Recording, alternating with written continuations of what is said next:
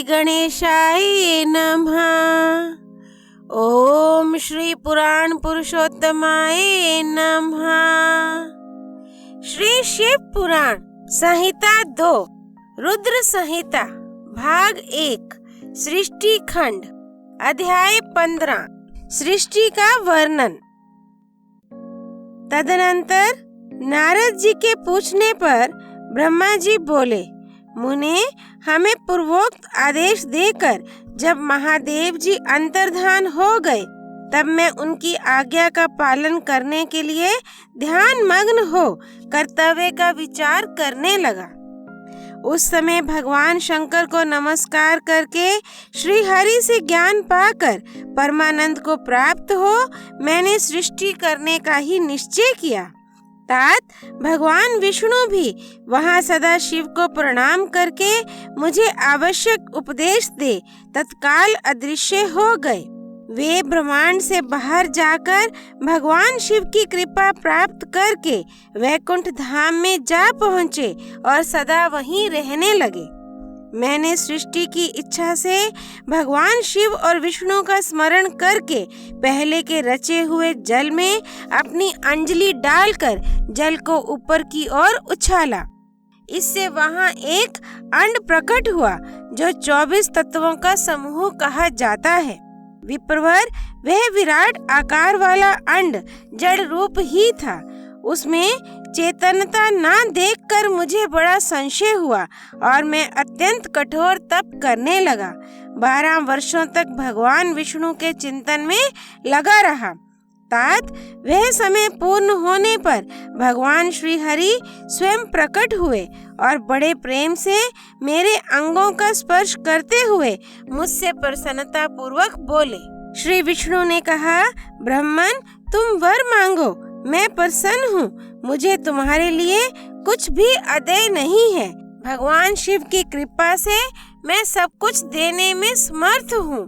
ब्रह्मा बोले, अर्थात मैंने कहा, महाभाग, आपने जो मुझ पर कृपा की है वह सर्वथा उचित ही है, क्योंकि भगवान शंकर ने मुझे आपके हाथों में सौंप दिया है।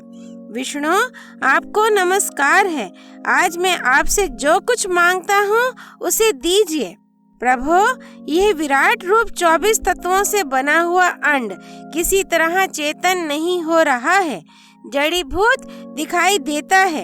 हरे, इस समय भगवान शिव की कृपा से आप यहाँ प्रकट हुए हैं, अतः शंकर की सृष्टि शक्ति या विभूति से प्राप्त हुए इस अंड में चेतनता लाइए। मेरे ऐसा कहने पर शिव की आज्ञा में तत्पर रहने वाले महाविष्णु ने अनंत रूप का आश्रय ले उस अंड में प्रवेश किया। उस समय उन परम पुरुष के सहस्त्रों मस्तक, सहस्त्रों नेत्र और सहस्त्रों पैर थे। उन्होंने भूमि को सब ओर से घेर कर उस अंड को व्याप्त कर लिया। मेरे द्वारा भली भांति स्तुति की जाने पर जब श्री विष्णु ने उस अंड में प्रवेश किया तब वह 24 तत्वों का विकार रूप अंड सचेतन हो गया। पाताल से लेकर सत्य लोक तक की अवधि वाले उस अंड के रूप में वहां साक्षात श्री हरि ही विराजने लगे। उस विराट अंड में व्यापक होने से ही वे प्रभु वैराज पुरुष कहलाए। पंचमुख महादेव ने केवल अपने रहने के लिए सुरमय कैलाश नगर का निर्माण किया, जो सब लोकों से ऊपर सुशोभित होता है। देवऋषि, संपूर्ण ब्रह्मांड का नाश हो जाने पर भी वैकुंठ और कैलाश, इन 2 धामों का यहाँ कभी नाश नहीं होता। मुनि श्रेष्ठ, मैं सत्यलोक का आश्रय लेकर रहता हूँ।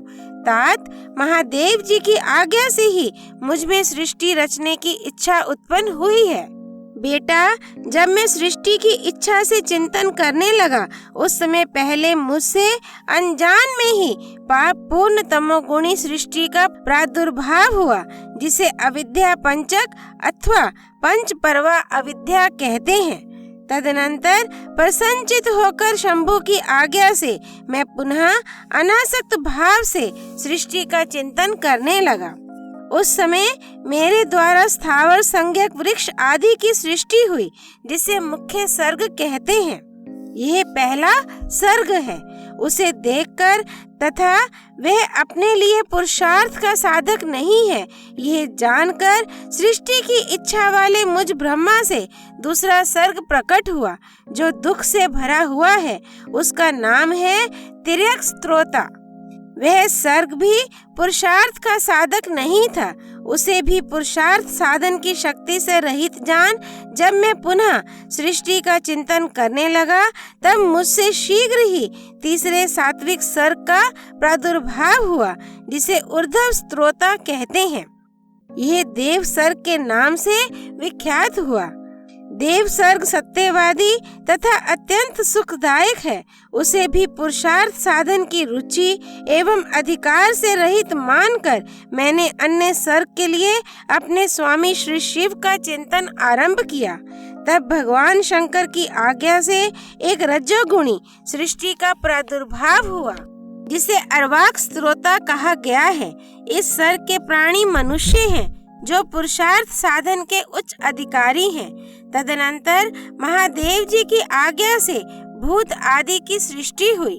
इस प्रकार मैंने 5 तरह की वैकृत सृष्टि का वर्णन किया है। इनके सिवा 3 प्राकृत सर्ग भी कहे गए हैं जो मुझ ब्रह्मा के सानिध्य से प्रकृति से ही प्रकट हुए हैं। इनमें पहला महतत्व का सर्ग है, दूसरा सूक्ष्म भूतों अर्थात तन मात्राओं का सर्ग है और तीसरा वैकारिक सर्ग कहलाता है। इस तरह ये 3 प्राकृत सर्ग हैं। प्राकृत और वैकृत दोनों प्रकार के सर्गों को मिलाने से 8 सर्ग होते हैं। इनके सिवा 9वां कुमार सर्ग है जो प्राकृत और वैकृत भी है। इन सब के अवान्तर भेद का मैं वर्णन नहीं कर सकता क्योंकि उसका उपयोग बहुत थोड़ा है। अब द्विजात्मक सर्ग का प्रतिपादन करता हूँ। इसी का दूसरा नाम कौमार सर्ग है जिसमें सनक सनंदन आदि कुमारों की महत्वपूर्ण सृष्टि हुई है। सनक आदि मेरे 4 मानस पुत्र हैं जो मुझ ब्रह्मा के ही समान हैं। वे महान वैराग्य से संपन्न तथा उत्तम व्रत का पालन करने वाले हुए। उनका मन सदा भगवान शिव के चिंतन में ही लगा रहता है। वे संसार से विमुख एवं ज्ञानी हैं। उन्होंने मेरे आदेश देने पर भी सृष्टि के कार्य में मन नहीं लगाया। मुनि श्रेष्ठ नारद सनकादि कुमारों के दिए हुए नकारात्मक उत्तर को सुनकर मैंने बड़ा भयंकर क्रोध प्रकट किया। उस समय मुझ पर मोह छा गया।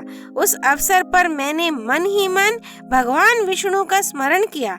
वे शीघ्र ही आ गए और उन्होंने समझाते हुए मुझसे कहा, तुम भगवान शिव की प्रसन्नता के लिए तपस्या करो। मुनि श्रेष्ठ श्री हरि ने जब मुझे ऐसी शिक्षा दी तब मैं महाघोर एवं उत्कृष्ट तप करने लगा। सृष्टि के लिए तपस्या करते हुए मेरी दोनों भुवों और नासिका के मध्य भाग से जो उनका अपना ही अविमुक्त नामक स्थान है, महेश्वर की 3 मूर्तियों में से अन्यतम पूर्णांश सर्वेश्वर एवं दया सागर भगवान शिव अर्धनारीश्वर के रूप में प्रकट हुए, जो जन्म से रहित तेज की राशि सर्वज्ञ तथा सर्वश्रेष्ठा हैं। उन नील लोहित नामधारी साक्षात उमा वल्लभ शंकर को सामने देख बड़ी भक्ति से मस्तक झुका उनकी स्तुति करके मैं बड़ा प्रसन्न हुआ और उन देव देवेश्वर से बोला, प्रभु आप भांति भांति के जीवों की सृष्टि कीजिए। मेरी यह बात सुनकर उन देवादिदेव महेश्वर रुद्र ने अपने ही समान बहुत से रुद्र गणों की सृष्टि की। तब मैंने अपने स्वामी महेश्वर महारुद्र से फिर कहा, देव आप ऐसे जीवों की सृष्टि कीजिए जो जन्म और मृत्यु के भय से युक्त हों। मुनि श्रेष्ठ मेरी ऐसी बात सुनकर करुणा सागर महादेव जी हंस पड़े और तत्काल इस प्रकार बोले। महादेव जी ने कहा, विधाता मैं जन्म और मृत्यु के भय से युक्त अशोभन जीवों की सृष्टि नहीं करूंगा, क्योंकि वे कर्मों के अधीन हो दुख के समुद्र में डूबे रहेंगे। मैं तो दुख के सागर में डूबे हुए उन जीवों का उद्धार मात्र करूंगा। गुरु का स्वरूप धारण करके उत्तम ज्ञान प्रदान कर उन सबको संसार सागर से पार करूंगा। प्रजापते, दुख में डूबे हुए सारे जीव की सृष्टि तो तुम ही करो। मेरी आज्ञा से इस कार्य में प्रवृत्त होने के कारण तुम्हें माया नहीं बांध सकेगी। मुझसे ऐसा कहकर श्रीमान भगवान नील लोहित महादेव मेरे देखते देखते अपने पार्षदों के साथ वहां से तत्काल तिरोहित हो गए। अध्याय 15 संपूर्ण।